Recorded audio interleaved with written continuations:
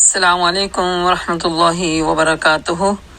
Welcome back to my channel light of Islam, اس دعا کے ساتھ کہ اہلم و سہلم و مرحبا، یا رب بنا دے ہم سب کو اہل القرآن و اہل التقوی و مغفرہ۔ اس تاکید کے ساتھ کہ اللہ سبحانہ تعالیٰ قرآن پاک میں فرماتے ہیں کہ نیکی اور تقوی میں ایک دوسرے کا تعاون کرو، تو سب سننے والوں سے درخواست ہے کہ اس نیکی کے کام میں آپ لوگ بھی سبسکرائب، لائک اور شیئر کر کے تعاون کریں اور مستقل ثواب جاریہ میں حصے دار بنیں۔ جزاکم اللہ خیر۔ نحمدہ ونصلی علی رسولہ الکریم، اما بعد فاعوذ باللہ السمیع العلیم من الشیطان الرجیم، بسم اللہ الرحمن الرحیم۔ رب اشرح لی صدری ویسر لی امری واحلل عقدۃ من لسانی یفقہوا قولی واجعل لی وزیرا من اہلی ربنا زدنا علما اللہم فقہنا فی الدین رب یسر ولا تعسر وتمم بالخیر اللہم اہدنا وسددنا اللہم اہد قلبی وسدد لسانی واسلل سخیمۃ قلبی آمین ثم آمین یا رب العالمین۔ سورۃ المائدہ آیہ نمبر 15۔ اعوذ باللہ من الشیطان الرجیم، بسم اللہ الرحمن الرحیم۔ یا اہل الکتاب قد جاءکم رسولنا یبین لکم کثیرا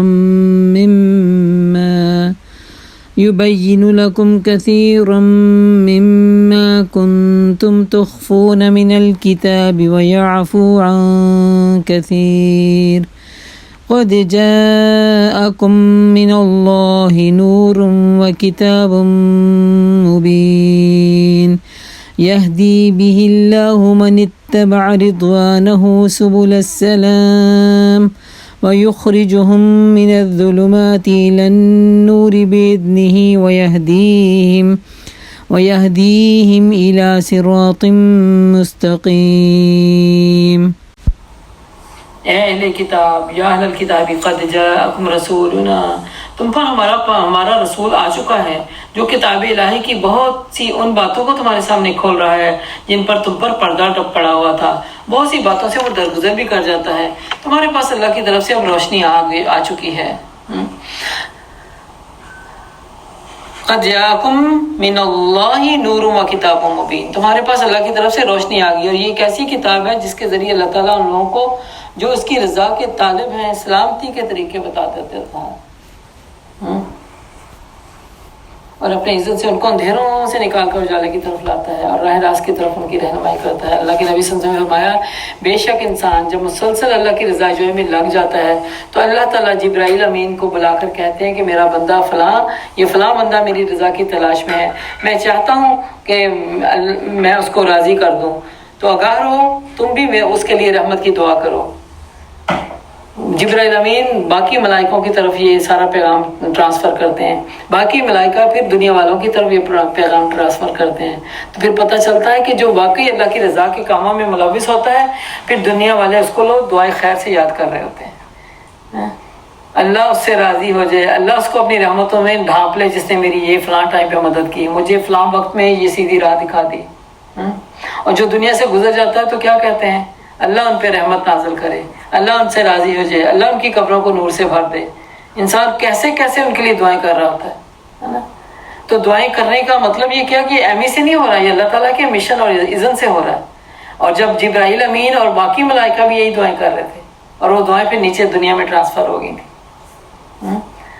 قد جاءکم من اللہ نور و کتاب مبین یہدی بہ اللہ من اتبع رضوانہ سبل السلام، جو چاہتا ہے اللہ تعالیٰ کی اتباع کرے اور اللہ کی مرضی حاصل کرے اور سیدھے راستے پہ چلے، اللہ کا وعدہ ہے وَيُخْرِجُهُم مِّنَ الظُّلُمَاتِ إِلَى النُّورِ بِإِذْنِهِ، اللہ ان کو اندھیروں سے نکال کے نور کی طرف ضرور لے آئے گا، اور یہدیہم الی صراط مستقیم، اور ان کو ضرور صراط مستقیم کی ہدایت دے دے گا۔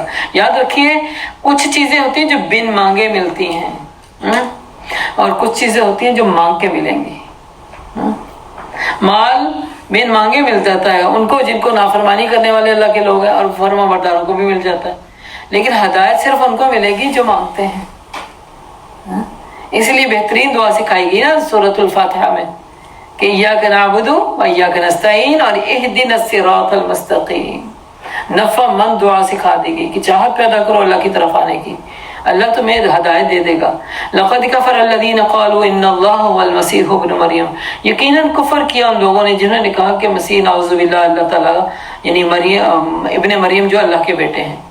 اے محمد صلی اللہ علیہ وسلم ان سے کہہ دیجئے اگر اللہ مسیح ابن مریم کو، اس کی ماں اور تمام زمین والوں کو ہلاک کر دینا چاہے تو کس کی مجال ہے جو اس کو اس ارادے سے باز رکھے؟ اللہ تو زمین و آسمان کا اور ان سب چیزوں کا مالک ہے جو زمین اور آسمان کے درمیان پائی جاتی ہیں۔ جو کچھ چاہتا ہے وہ پیدا کرتا ہے، اس کی قدرت ہر چیز پر حاوی ہے۔ وقالت اليہود والنصارى نحن ابناء اللہ، یہود اور نصارہ کہتے ہیں ہم اللہ کے بیٹے ہیں، نعوذ باللہ، اور اس کے چہیتے ہیں، اس کے لاڈلے ہیں۔ ان سے پوچھا پھر وہ تمہارے گناہوں پر تمہیں سزا کیوں دیتا ہے؟ چہیتا جو ہوتا ہے وہ تو درگزر ہو جاتا ہے ہر معاملے میں، تمہیں سزا کیوں مل رہی ہے؟ در حقیقت تم بھی ویسے ہی انسان ہو جیسے انسان اللہ نے پیدا کیے تھے۔ وہ جسے چاہتا ہے معاف کرتا ہے اور جسے چاہتا ہے یغفر لمن یشاء ویعذب من یشاء، اور معافی کس کو ملتی ہے؟ جو رجوع الی اللہ کرتا ہے۔ بڑے سے بڑا گناہ بھی ہو جائے نا توبہ کا دروازہ کھلا ہے۔ کبھی نہ سوچے، شیطان ہمیں وعدہ کرتا ہے، ہمیں ڈراتا ہے کہ اتنا بڑا گناہ کر کے اور تم اب کس منہ سے آ رہی ہو معافی مانگنے، یا پھر اس گناہ کو تم نے ریپیٹ کیا، پہلے بھی معافی مانگی تھی پھر مانگنے لگی ہو۔ تو شیطان روکتا ہے، نفس روکتا ہے، کبھی نہیں رکنا چاہیے۔ اچھا انسان وہی ہے کہ جو اپنے گناہوں کو پہچانتا ہے اور توبہ کے دروازے کو کھٹکھٹاتا رہتا ہے۔ اور توبہ سچی توبہ کیا ہے؟ ایک پہلا ریگریٹ ہو جانا کہ میں نے یہ کام کیوں کیا، مجھ سے نہیں کرنا چاہیے تھا، یہ ریلائز ہو جانا۔ تو دوسرا اپنی اصلاح کرنے کا وعدہ کر لینا کہ اللہ میں کمزور ہوں، میری مدد فرما۔ میں یہ کوئی چیزیں ایڈکشن کی حد تک گناہ کی وجہ سے ملوث ہوتا ہے انسان، جو اللہ کی شریعت میں وہ گناہ لکھی جاتی ہیں، تو انسان کو ریلائز ہوتا ہے لیکن پھر نفس کے ہاتھوں مجبور ہو جاتا ہے، پھر کر لیتا ہے۔ لیکن اللہ سے مدد مانگے، بار بار ہم اللہ سے مدد مانگے، اللہ میری اصلاح فرما، میری مدد فرما اس معاملے میں میری، اور مجھے دوبارہ گناہوں کی زندگی میں نہیں جانے دینا۔ میں نہیں چاہتی کہ میں تمہاری نافرمان بندی بن کے رہوں۔ یاد رکھیے جنت امیدوں اور تمناؤں کے ساتھ نہیں اللہ نے رکھی کہ ہم دل میں بیٹھے بس ہم چاہتے ہیں کہ جنت میں پہنچ جائیں، کریں کچھ بھی نہ۔ دنیا میں ایسا کچھ نہیں ملتا تو اللہ تعالیٰ نے جنت عامر نہیں رکھی، وَلِلَّهِ مُلْكُ السَّمَاوَاتِ وَالْأَرْضِ وَمَا بَيْنَهُمَا وَإِلَيْهِ الْمَصِيرُ، زمین و آسمان اور ان کی ساری موجودات اس کی ملکیت میں ہیں اور اس کی طرف سبھی کو جانا ہے۔ اے اہل کتاب، ہمارا یہ رسول ایسے وقت تمہارے پاس آیا کہ دین کی واضح تعلیم تمہیں دے رہا ہے، جبکہ رسولوں کی آمد کا سلسلہ ایک مدت سے اب بند تھا۔ نبی پاک صلی اللہ علیہ وسلم اور عیسیٰ علیہ السلام کے درمیان جو وقفہ ہے وہ کافی بڑا وقفہ تھا، تاکہ تم یہ نہ کہہ سکو کہ ہمارے پاس کوئی بشارت دینے والا نہیں آیا۔ اور اللہ تعالیٰ کی سنت رہی ہے کہ اللہ تعالیٰ نے ہر بستی میں، ہر خلا میں اپنے نبی کو بھیجا ہے اور ان کی ہدایت کا انتظامات کیا ہے، لیکن اب جب آخری نبی آئے ہیں تو اس کو سیل کر دیا۔ اس کا مطلب ہے کہ نہ تو ان کی کتاب کی کوئی تبدیلی کوئی ہو سکے گی کیونکہ اللہ نے حفاظت کا ذمہ لے لیا، اسی طرح نبی پاک صلی اللہ علیہ وسلم کی زندگی کی حفاظت کا ذمہ بھی لیا ہے اللہ تعالیٰ نے، ان میں بھی کوئی اپنا عمل دخل نہیں کر سکے گا کیونکہ اللہ تعالیٰ نے سچائی کی بات کو واضح رکھا ہے اور سچائی کی بات کو کوئی مٹا نہیں سکتا، کیونکہ کہیں نہ کہیں سے سچائی کی بات جو ہے ہمیشہ اللہ تعالیٰ کا وعدہ ہے کہ میرے قیامت تک، اللہ کے نبی نے کہا تھا کہ قیامت تک میرے حق میں چلنے والے لوگوں کا گروپ ہمیشہ دنیا میں موجود رہے گا، جو لوگوں کو حق کی تلقین اور گناہوں سے بعید دلاتا رہے گا۔ تو اس کا مطلب ہے کہ اللہ تعالیٰ نے یہ وعدے رکھے ہوئے ہیں۔ اہل کتاب، ہمارا یہ اصول بغیر گزارا کرنا پڑے گا، مائک ہمارا آف ہو گیا ہے تو انشاءاللہ اعوذ باللہ من الشیطان الرجیم۔ تو نبیوں کا کام کیا ہوتا ہے؟ ڈرانا اور بشارت دینا۔ وَإِذْ قَالَ مُوسَىٰ لِقَوْمِهِ يَا قَوْمِ اذْكُرُوا نِعْمَةَ اللَّهِ، یاد کرو جب موسیٰ علیہ السلام نے اپنی قوم سے کہا تھا کہ اے میری قوم کے لوگو، اللہ کی اس نعمت کا خیال رکھو جو اس نے تمہیں عطا کی ہے، اسی نے تم میں نبی پیدا کیے تاکہ تم فرما بردار بن جاؤ اور تم کو جو وہ کچھ دیا جو دنیا میں کسی کو نہیں دیا گیا تھا۔ اے برادران قوم، اس مقدس سرزمین میں داخل ہو جاؤ جو اللہ نے تمہارے لیے لکھ دی ہے، پیچھے مت ہٹنا ورنہ ناکام و نامراد پلٹو گے۔ انہوں نے جواب دیا، اے موسیٰ، ہم وہاں تو بڑے زبردست لوگ رہتے ہیں۔ نبی نے کہا یا قوم ادخلوا الارض المقدسۃ التی، یہ وہ فلسطین مقدس جو دھرتی ہے تمہارے لیے لکھ دی گئی ہے، بس آؤ میرا ساتھ دو اور اس دھرتی میں ہم داخل ہو جائیں۔ تو کیا کہنے لگے؟ قالوا یا موسیٰ ان فیہا قوما جبارین، اس میں تو بڑے زبردست لوگ رہتے ہیں، ہم ہرگز وہاں نہیں جا سکتے، وہاں جب وہ وہاں سے نکل جائیں گے تو پھر ہم داخل ہو سکتے ہیں۔ ان ڈرنے والوں میں 2 شخص ایسے بھی تھے جن کو اللہ نے اپنی نعمت سے نوازا تھا، یعنی صحیح علم سے نوازا تھا، اللہ کا تقویٰ تھا اس کے پاس۔ تو اس نے کیا کہا؟ انہوں نے کہا کہ ان جباروں کے مقابلے میں دروازے کے اندر گھس جاؤ، ادخلوا علیہم الباب فَإِذَا دَخَلْتُمُوهُ فَإِنَّكُمْ غَالِبُونَ، جب تم اندر پہنچ جاؤ گے تو تم ہی غالب رہو گے۔ اس کا مطلب ہے کہ ہر حال میں دین کی تائید کرنے والے کوئی نہ کوئی مجاہد موجود ہوتے ہیں، ہر حال میں، چاہے میجورٹی میں لوگ وہ ہوں جو کفر کرنے والے ہیں، لیکن منورٹی میں چاہے ایک بھی ہو اس کی بات ثابت قدم ہوتی ہے۔ انہوں نے مشورہ دیا کہ تم اللہ کے حکم کو مانو اور اندر داخل ہو جاؤ۔ وعلی اللہ فتوکلوا ان کنتم مؤمنین، اللہ پہ تمہیں بھروسہ کرنا چاہیے اگر تم مومن ہو۔ لیکن انہوں نے پھر یہی کہا کہ موسیٰ ہم تو وہاں کبھی نہیں جا سکتے جب تک وہاں موجود ہیں، بس تم اور تمہارا رب دونوں جاؤ اور لڑو، ہم یہاں بیٹھے ہیں۔ اس پر موسیٰ نے کہا ہے میرے رب میرے اختیار میں اب تو کچھ نہیں ہے مگر یہ کہ میری اپنی ذات یا میرا بھائی، بس تو ہمیں ان نافرمان لوگوں سے الگ کر دے۔ اللہ نے جواب دیا اچھا تو ملک 40 سال تک اب ان پر حرام ہے، یہ زمین میں مارے مارے پھریں گے، ان نافرمانی کی حالت میں ان پر ہرگز ترس نہ کھاؤ۔ اور یہاں پہ بنی اسرائیل ہے، بنی اسرائیل کی قوم نے اپنے نبی کو یہ جواب دیا، اور دوسری طرف ہم دیکھتے ہیں کہ نبی پاک صلی اللہ علیہ وسلم کے انصار ساتھیوں نے کہا تھا یا اللہ کے نبی ہمیں آپ سمندر میں بھی کودنے کو کہیں گے تو ہم میں سے انکار نہیں سنیں گے۔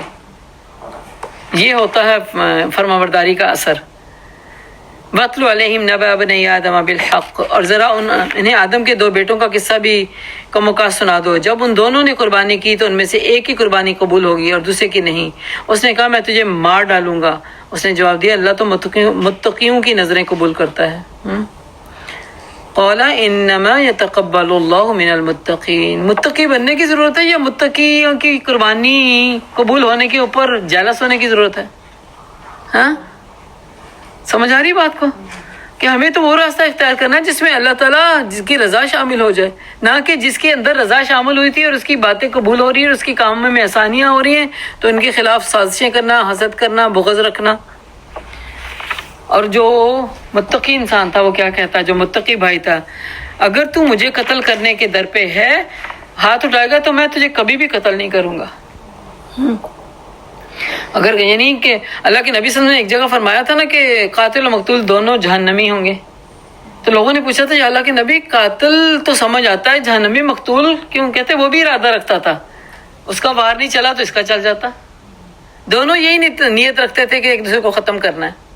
تو یہاں پہ بھائی کیا کہتا ہے کہ تو اگر ارادہ رکھتا نا میرے اوپر مجھے مارنے کا تو میرے دل میں بالکل نہیں ہے ایسا، میں تجھے مارنا نہیں چاہتا، نہ میں تیرے اوپر ہاتھ اٹھاؤں گا، میں اللہ رب العالمین سے ڈرتا ہوں، میں چاہتا ہوں کہ پھر تو میرا گناہ بھی اپنے لیے سمیٹ لے، یعنی تیرے اندر اتنا غصہ آ گیا ہے تو ٹھیک ہے پھر تو کر رہے جو کرنا ہے، اور دوستی بن کر رہے۔ ظالموں کے ظلم کا یہی بدلہ ہے، نعوذ باللہ۔ ہاں اس طرح انسان اپنے نفس کے ہاتھوں تاریکیوں میں ڈوب جاتا ہے۔ نفس نے بس کچھ چیزیں تعویلیں بنا کے انسان کو حلال کو حرام کر دیا، حرام کو حلال کر دیا۔ اور بھائی کا قتل کرنا دیکھیں کوئی آسان بات ہے؟ اوف! اور وہ اسے مار کر ان لوگوں میں شامل ہو گیا جو نقصان اٹھانے والے ہیں۔ پھر اللہ نے ایک کوا بھیجا جو زمین میں کھودنے لگا تاکہ اسے بتائے کہ اپنے بھائی کی تلاش کیسے چھپائے، لاش کو کیسے چھپائے۔ یہ دیکھ کر پھر وہ افسوس کرنے لگا، بڑا گناہ کر لیا، اب چھوٹی بات میں اسے افسوس ہو رہا ہے کہ مجھے اتنی عقل بھی نہیں تھی کہ بھائی کو کیسے چھپانا ہے۔ بولا افسوس مجھ پہ، مجھ سے تو یہ کوا ہی بہتر ہے، اپنی لاش کو چھپانے کی جو تدبیر، اپنے بھائی کی لاش کی میں تو بدبخت ہوں، افسوس ہے مجھ پر کہ میں اپنے بھائی کی لاش کو چھپانے کی تدبیر بھی نہیں نکال سکا۔ اس کے بعد وہ اپنے کیے پر بہت پچھتایا۔ یاد رکھیے ندامت اور پچھتاوے انسان کو بیماری کی اینڈ تک لے جاتے ہیں۔ خاص طور پر ایسے ہارمونل چینج آتی ہے انسان کے اندر کہ امیونٹی لیول لو چلا جاتا ہے اور کام جو آسانی سے کرنے والے ہوتے ہیں اس کو انتہائی مشکل لگتے ہیں۔ جو ڈپریشن کے مریض ہوتے ہیں وہ کیا کرتے ہیں، کیا ہوتا ہے ان کے ساتھ؟ جو عام حالات میں سیدھے سیدھے سچے سچے ناخن کاٹنے بھی آسان نہیں لگتے ان کو، ہاں ناخن کاٹنا کوئی کام ہے؟ جب انسان ڈیپ ڈپریشن میں چلا جاتا ہے وہ خود بتاتا ہے کہ مجھے یہ کام آسمان کی بلندی کے جتنے سخت لگ رہے تھے جب وہ اللہ نے اس کو صحت دی۔ تو اس کا مطلب ہے کہ جو یہ ڈپریشن جو ہے نا، یہ پچھتاووں کی، کبھی تو انسان کو اللہ کی طرف سے لامحالہ یہ چیزیں آ جاتی ہیں، لیکن پچھتاوے اور ریگریٹ سے بچنا چاہیے۔ مختلف ریسرچ نے یہ کہا کہ لوگوں کو 2 طرح کے پچھتاوے ہوتے ہیں، ایک وہ کہ انہوں نے کام کرنا تھا مگر موقع گوا دیا، کام نہیں کیا، ہے نا، اپرچونٹی ملی تھی مگر کام نہیں کیا، تو پھر وہ انسان ریگریٹ کرتا رہتا ہے، کاش کر لیتا۔ اور دوسرا، کچھ کرنا چاہتا تھا مگر انہوں نے کر لیا، یعنی جو کچھ نہیں کرنا چاہیے تھا وہ کر لیا، جو اللہ کی حدود کو پامال کرنے والا کام تھا وہ کر لیا۔ جیسے اس بھائی کو قتل کیا، یہ تو اللہ نے حلال تو نہیں کیا تھا نا، اس نے کر لیا۔ اب پچھتاوا اور مایوسی اس کا پھر مقدر بن جاتی ہے، پھر اپنے آپ کو آگے درست کرنے کے لیے بھی وہ ایبلٹی نہیں رکھتا اپنے اندر کہ اپنے اندر توبہ کی کیفیت پیدا کرے اور اپنے آپ کو درست کر لے، کیونکہ وہ اتنا ڈیپ ڈپریشن میں چلا جاتا ہے۔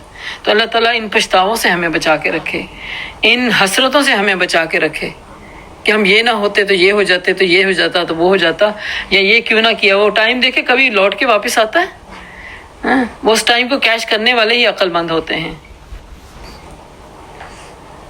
اسی وجہ سے بنی اسرائیل پر ہم نے یہ فرمان لکھ دیا کہ جس نے کسی انسان کا خون کے بدلے میں زمین میں فساد پھیلانے کی کوشش کی تو اس نے گویا سارے انسانوں کو قتل کیا، یعنی کسی نے ایک انسان کا قتل کیا گویا زمین میں تو سارے انسانوں کا قتل کیا۔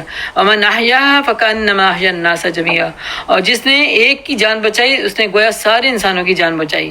مگر ان کا حال یہ ہے کہ ہمارے رسول پہ در پہ ان کے پاس کھلی نشانیاں لے کر آئیں اور ہدایت کی باتیں بتائیں، مگر کثرت سے لوگ زمین پر زیادتیاں کرنے والے بنے۔ جو اللہ اور اس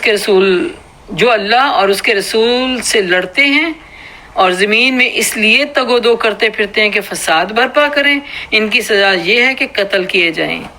اب یہ آگے قانونی طور پہ ان پہ ایک حکم اللہ تعالیٰ لاگو کر رہے ہیں، ان کو قتل کیا جائے یا سولی چڑھایا جائے یا ان کے ہاتھ اور پاؤں مخالف سمتوں سے کاٹ ڈالے جائیں یا جلا وطن کر دیا جائے۔ یہ ذلت اور رسوائی تو ان کے لیے اس دنیا میں بھی ہے اور آخرت میں بھی، اور اس کی یہ بڑی سزا ہے۔ مگر یہ لوگ جو توبہ کر لیں قبل اس کے کہ ان پر قابو پا لیں، تمہیں معلوم ہونا چاہیے فَاعْلَمُوا أَنَّ اللَّهَ غَفُورٌ رَحِيمٌ، کہ اللہ بخشنے والا مہربان ہے۔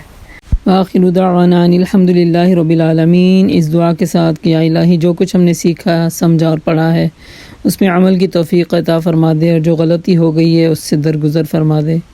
یا اللہ ہمیں ہدایت کے کاموں میں سرگرداں کر دے۔ یا اللہ ہمیں اپنے رضا کے کاموں میں جوش و خروش کے ساتھ حصہ لینے والا بنا دے۔ یا اللہ ہمیں اندھیروں سے نکال کے اسلام کے نور کی طرف لے چل۔ یا اللہ ہمیں ہدایت یافتہ لوگوں کا امام بنا دے۔ یا اللہ ہمیں شرک سے بچا، چاہے شرک خفی ہو یا جلی ہو، دونوں سے بچا۔ یا اللہ تو ہمیں اپنے احکامات پہ کھلے دل سے تعمیل اور حکم بجا لانے والا بنا دے۔ یا اللہ حکم جیسا بھی کیوں نہ ہو، یا اللہ ہمیں عمل کرنے کی توفیق اور استطاعت عطا فرما۔ یا اللہ ہمیں نیکیوں پہ ثابت قدمی عطا فرما۔ یا اللہ ہمیں بھائی چارگی کو قائم کرنے والا بنا دے۔ یا اللہ نفس اور شیطان کے شکنجے سے ہمیں بچا کے رکھ۔ یا اللہ ظلم اور ظلم کے کاموں سے ہمیں محفوظ فرما۔ یا الہی فسادی لوگوں سے ہمیں بچا کے رکھ، اصلاح کرنے والے لوگوں کا ہمیں ساتھی بنا دے۔ یا اللہ ہمارا انجام اچھا کرنا، دنیا اور آخرت کی رسوائیوں سے ہمیں اپنی پناہ میں رکھنا۔ یا اللہ خاتمہ بھی ایمان کرنا۔ یا اللہ تو ہم سے راضی ہو جا۔